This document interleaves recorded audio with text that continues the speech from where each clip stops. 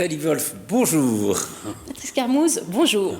Je suis ravi de vous retrouver parce que quand on se retrouve, c'est qu'il y a envie de lecture. Donc on va proposer beaucoup de livres à nos téléspectateurs grâce à deux intervenants. Alors, il y a Vinciane Canic, bonjour. Bonjour. Vous êtes libraire, vous êtes la libraire de Le Livre Bleu à Versailles. Et vous allez nous parler de deux livres sur les ossements des morts d'Olga Tokarczuk, c'est comme ça, voilà. Hein, qui a été prix Nobel quand même de littérature, donc je vous aurais quand même arrivé à prononcer. Et puis Entre fauves de Colin Niel. Et puis il y a Christophe Maury qui est avec nous aussi, qui est écrivain. Bonjour Christophe. Bonjour Patrice, bonjour Nathalie. Bonjour. Alors Christophe, je vous présente un peu Nathalie. Non seulement il est écrivain, mais c'est un grand spécialiste de théâtre. Il a été, il s'est occupé de la librairie théâtrale pendant des années. Et justement, vous allez nous parler un petit peu de théâtre, du théâtre pendant l'occupation, à travers un livre de Pierre Barillet qui s'appelle 4 années sans relâche. Et puis d'un livre qui vient de paraître d'un grand écrivain italien qui s'appelle Eri De Luca et qui s'appelle Impossible. Nathalie, vous choisissez par quoi vous voulez commencer? Eh bien, commençons par le théâtre, alors. Ah, le théâtre et le théâtre sous l'occupation. Pierre Barillet, oui. donc. Oui, alors le monde du spectacle, comme vous le savez, dans cette période compliquée que nous traversons, est un peu en panne. Et j'ai beaucoup de comédiens, metteurs en scène, directeurs de théâtre qui m'appellent, qui sont un peu dans le désarroi. Et j'ai cherché un livre qui pourrait montrer l'énergie des gens du spectacle dans une période particulièrement sombre. Et c'est un livre de Pierre Barillet qui s'appelle 4 années sans relâche. Voilà, je vous le montre, aux éditions du Fallois, où on peut toujours le trouver et le commander.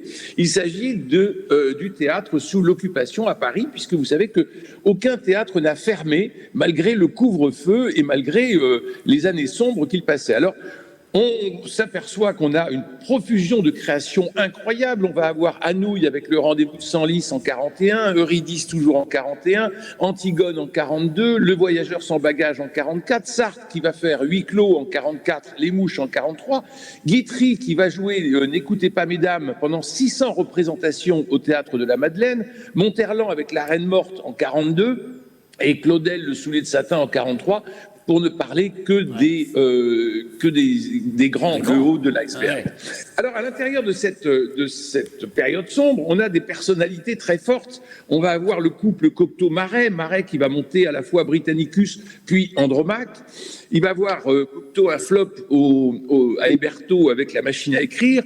Mais on va avoir des personnalités comme Charles Trenet, Édith Piaf, Charles Trenet, à qui on va demander ses actes de baptême, puisque Trenet, oui. On va dire que c'est l'anagramme de Néter. On sait qu'il était juif, hein?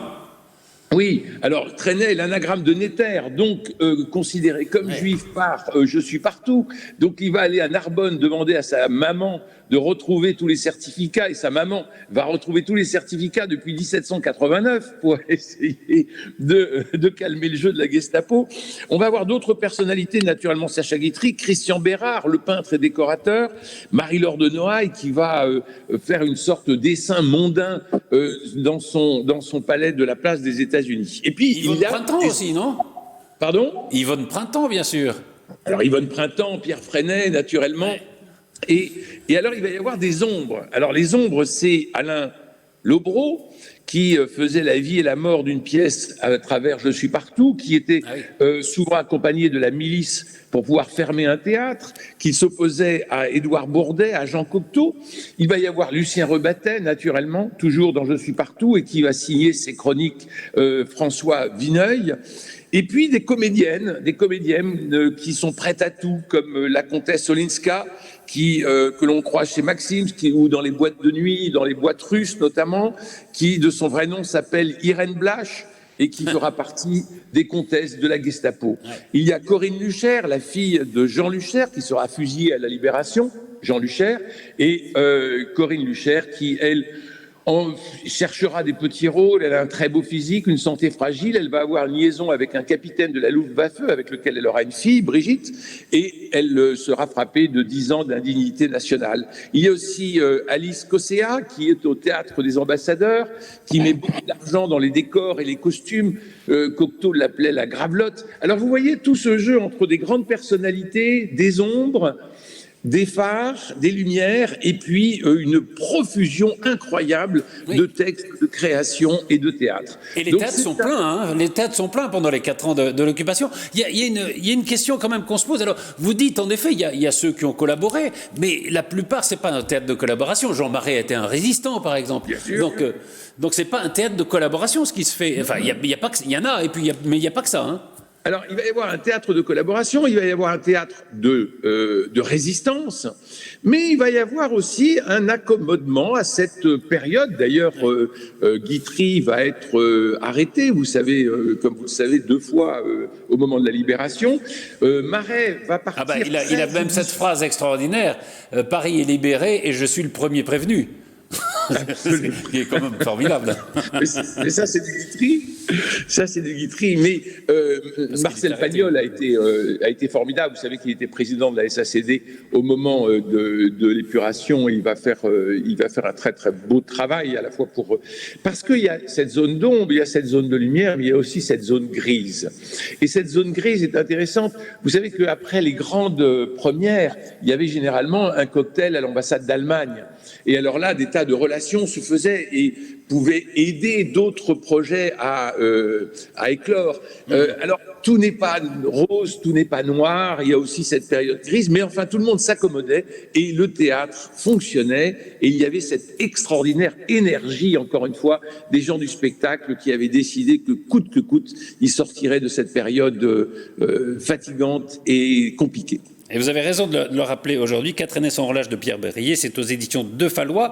Vinciane Canic, alors parlons d'Olga Tokarczuk, j'ai réussi, donc c'est Sur les ossements des morts, c'est aux éditions, dites-moi d'ailleurs.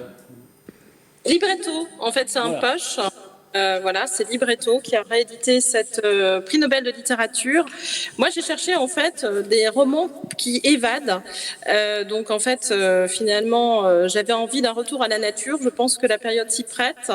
Donc en fait, on part dans les Sudètes, région de Pologne, où en fait, finalement, c'est plus un récit, c'est un conte pour adultes, où la nature va reprendre ses droits sur une population qui les méprise un peu, qui sont des chasseurs en fait.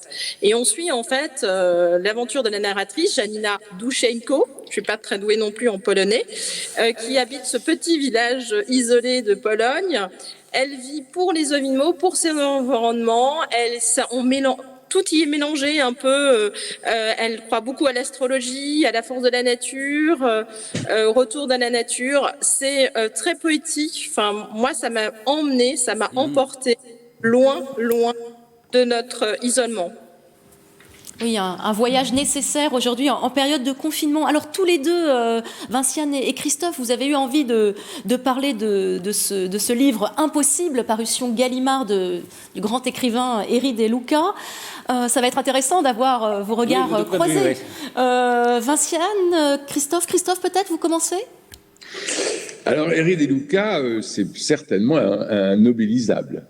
C'est son 31e livre chez Gallimard. Il avait publié aussi au Mercure de France et chez Segers de la poésie. Eri De Luca, c'est un homme qui est né à Naples en 1950 et qui a été ouvrier pendant 17 ans. Il est assez autodidacte et il a une grande passion pour la Bible. Il avait publié Noyau d'olive, 26 réflexions sur l'Ancien et le Nouveau Testament chez Gallimard en 2004. Et c'est une passion. Il lit la Bible tous les jours. Il l'a traduit d'ailleurs parce qu'il a appris l'hébreu ancien.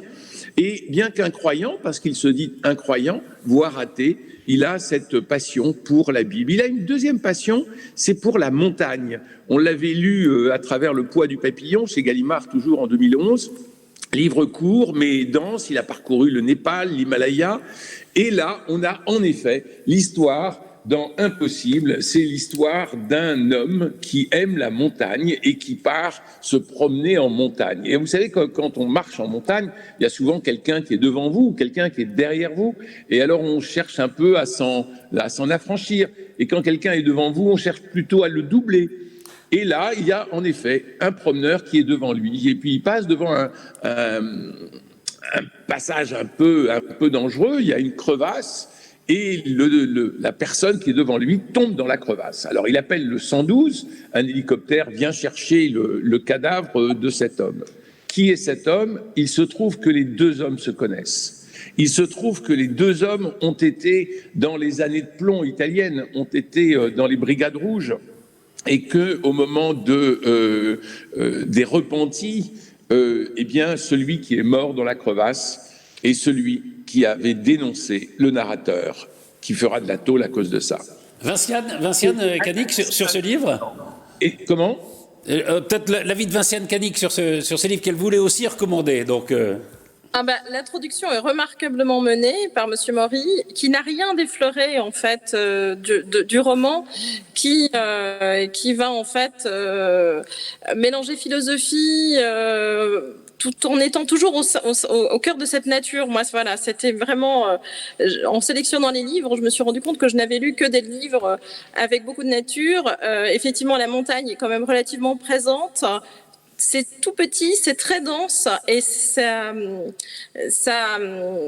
force à vraiment réfléchir, de réflexion hyper constructive et pareil, ça emmène ailleurs, malgré en plus des vraies questions aussi sur la politique, sur le droit, sur la liberté. Aussi. Et puis l'amour. Et l'amour. Et avec un style formidable. Nathalie. Oui, faut pas le dire. Le livre est composé parce on n'a plus qu'une minute. Oui, le livre est composé de deux types de narration. Il y a d'une part un dialogue qui rappelle l'interrogatoire de Pinget entre un flic et lui, et puis il y a des lettres d'amour à une femme qui sont totalement bouleversantes, qui sont magnifiques et très féminines d'une certaine façon. Oui, et surtout totalement différent. C'est presque un récit un peu schizophrène quelque part, parce qu'on a vraiment deux phases du personnage dans un même roman et on découvre un personnage à travers deux récits différents. Et alors, juste une phrase à lire en période de confinement. Le temps de la réclusion ne me pèse pas, car même là-dedans, il reste le mien. C'est ça. C'est en plus un grand styliste, Eric De Luca. Malheureusement, Vinciane, on n'a pas le temps de parler de Entre fouves de Colin Niel, qui était aussi un roman sur les animaux, sur la chasse notamment. Mais je vous propose d'en parler dans une autre émission, parce que c'est un très joli roman. Oui, sans problème, avec plaisir. Eh bien, merci à tous les deux. Merci Christophe, merci Vinciane, merci Patrice. Merci Nathalie, et à très vite pour un nouvel Envie de lecture. Au revoir.